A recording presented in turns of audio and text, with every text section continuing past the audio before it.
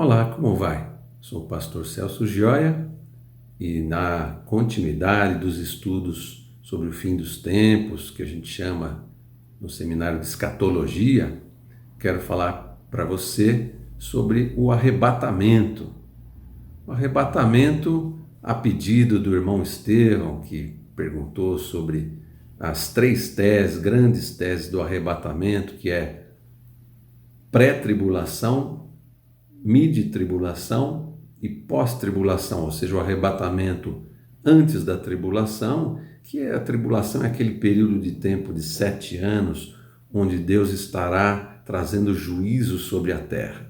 Então, pré-tribulação o arrebatamento é bem no começo da tribulação, depois decorrem 7 anos.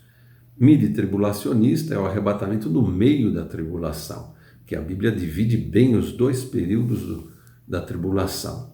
Primeiro, um período de muito sofrimento, mas ainda não haverá perseguição de Israel, e no segundo é um tempo de mais sofrimento ainda, e com perseguição daqueles que estão buscando a Deus ou que pertencem a Deus, né? Serão perseguidos. A nação de Israel será perseguida na segunda metade da tribulação. Então, mid-tribulacionista acredita que o arrebatamento vem bem no meio da tribulação.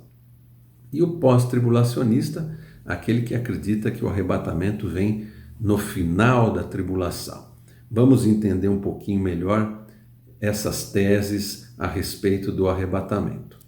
Então veja, arrebatamento é aquele ato através do qual Jesus vai tirar toda a igreja que estará na terra. Então veja, a igreja estará na terra com a habitação do Espírito e num momento, acredito que a pedido da própria igreja, quando esta perceber a maldade do anticristo e o início de um período muito difícil, ela clama a Jesus e esse a arrebata da terra até as nuvens. É o encontro do Senhor com a igreja nas nuvens, como diz a própria palavra. Então, arrebatamento é essa retirada abrupta da igreja que estará na terra.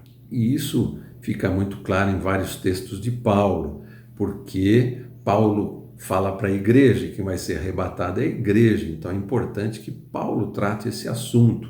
Os evangelistas não falam de arrebatamento, falam do momento em que iniciará a tribulação, e Jesus dá algumas pistas a respeito disso, que é o arrebatamento, mas apenas como um sinal do início da tribulação para o povo de Israel.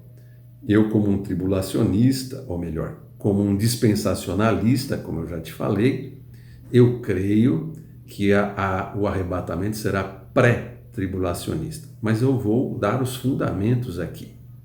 Então veja, para alguém que entende as dispensações que existirão na terra e lê o livro de Daniel, que fala da profecia das 70 semanas de Daniel, está lá em Daniel 9, 27.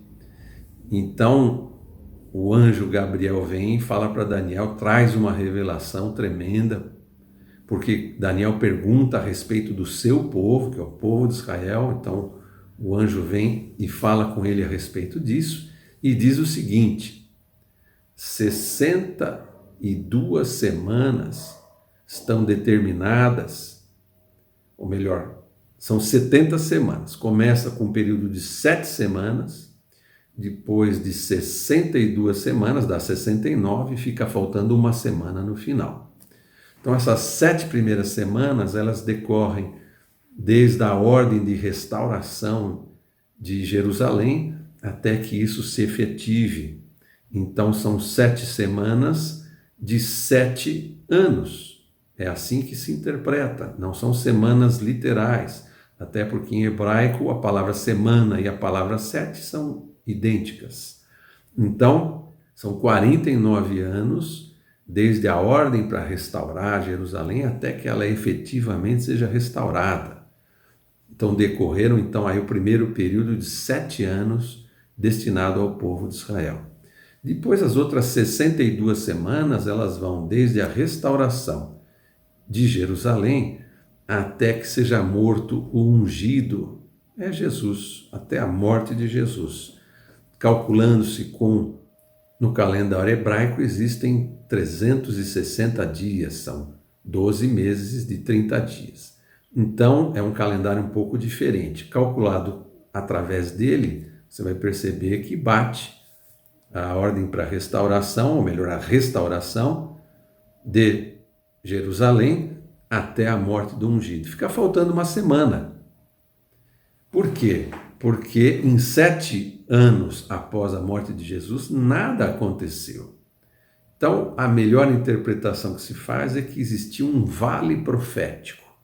Daniel vem profetizando aqui, aí existe um vale onde ele não enxerga o que acontece e os últimos 7 anos ele enxerga. Então, existe um intervalo na profecia para Daniel, porque Daniel está recebendo uma profecia exclusivamente para o povo de Israel. Então, isso está de acordo com a dispensação da graça, onde o tratamento não é com Israel, é com a igreja. Igreja diferente de Israel. Então, esse tempo não interessa para Daniel. Jesus simplesmente não abordou esse tema com Daniel. O anjo Gabriel não revelou nada a respeito disso para Daniel. Mas existe essa última semana de 7 anos. Então, podemos perceber a perfeição dessa profecia com aquilo que há de acontecer nos últimos tempos.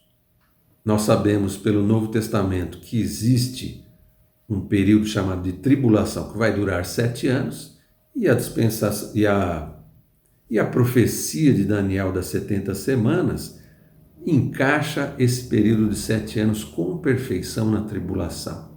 Então é um tempo onde Deus volta a tratar com os judeus, assim como era antes da dispensação da graça. Deus volta a tratar com os judeus, mas aqui é um tratamento de choque, porque a perseguição, os intentos do diabo estarão bastante claros. Ele sabe que se ele destruir a nação de Israel, existirá uma chance de ele vencer Jesus.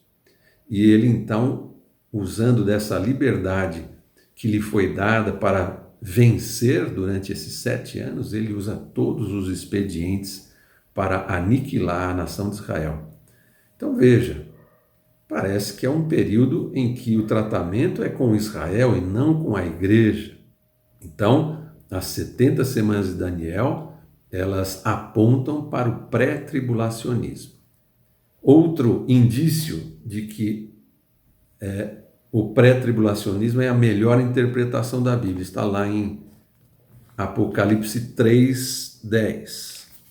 Vejamos Apocalipse 3, verso 10. Como guardaste a palavra da minha paciência, também eu te guardarei da hora da tentação que há de vir sobre todo o mundo para tentar os que habitam na terra. Aqui a preposição guardarei da hora e não na hora da tribulação, a preposição é ek. No grego é de dentro para fora. Eu te guardarei tirando você de dentro do problema. É mais ou menos essa forma que está escrito em grego. Então é um outro indicativo de que o pré-tribulacionismo é a melhor interpretação. Por quê?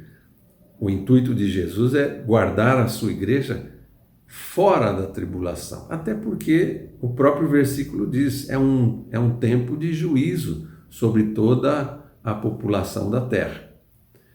Outra é a remoção da habitação do Espírito Santo, que está lá então em 2 Tessalonicenses 2:7. Diz assim, porque já o mistério da injustiça opera, somente há um que agora resiste até que do meio seja tirado. Esse um é o Espírito Santo através da sua habitação na igreja. Lógico, o Espírito Santo nunca vai deixar de estar em toda a parte, porque ele é onipresente. Mas a habitação do Espírito Santo vai ser tirada junto com a igreja. Quando a igreja é arrebatada, a habitação do Espírito sai também, e por isso volta a dispensação da lei, onde o Espírito ele apenas cobria, era como uma capa. A capa é o símbolo da ação do Espírito Santo no Velho Testamento, por isso que no Novo ela não é nem referida, ela já não é mais o melhor símbolo, e sim o vento, a água, o fogo, o óleo, simbolizam o Espírito Santo. Então, quando existe o arrebatamento, é que viabiliza que tudo que vai acontecer na tribulação aconteça. Se a igreja estivesse na tribulação, ela repreenderia o inimigo e o anticristo ficaria acorrentado, ficaria atado e não conseguiria agir com a liberdade que ele vai ter na tribulação. Então esse é mais um motivo que aponta para o arrebatamento antes da tribulação. Outro motivo é a natureza da tribulação. A tribulação é tempo de ira, como está lá em Apocalipse 6,17, 1 Tessalonicenses 1,10. Vamos ver essa passagem. Diz assim: e esperar dos céus a seu Filho, a quem ressuscitou dos mortos, a saber, Jesus, que nos livra da ira futura. Nos livra. E é ira, tempo de ira. Então, não faz sentido Deus punir a igreja lá no meio do mundo que há de ser punido. Por que a igreja, no seu último tempo, deveria ter um sofrimento extra que não teve durante toda a dispensação da igreja? O arrebatamento, para ser iminente, como diz a Bíblia, Jesus virá como um ladrão, ninguém vai saber, ele só pode ser no começo da tribulação. Se for no meio, todo mundo vai saber, daqui a pouco é arrebatamento. Não terá novidade nenhuma. Então, para ser iminente, para ser aquela coisa surpreendente, como o ladrão que vem de noite, que é a comparação que Jesus faz, é só se ela for pré. Porque no meio vai ser esperada, e depois dos 7 anos, da mesma forma. Mais um argumento a favor do arrebatamento pré-tribulacionista. Outro argumento é que entre o arrebatamento e a segunda vinda de Jesus, a igreja vem junto, tem que ter um período de tempo para que aconteça o quê? O bimá, o tribunal de Cristo, a preparação da noiva e as bodas do Cordeiro. Aquela grande festa que vai acontecer em comemoração do casamento de Jesus, que é o noivo, com a igreja, que é a noiva. Não pode ser uma coisa instantânea, tem que haver um período de tempo para isso. Então, isso conduz ao pré-tribulacionismo ou minimamente para o mid-tribulacionismo e vem contra o pós-tribulacionismo, ok?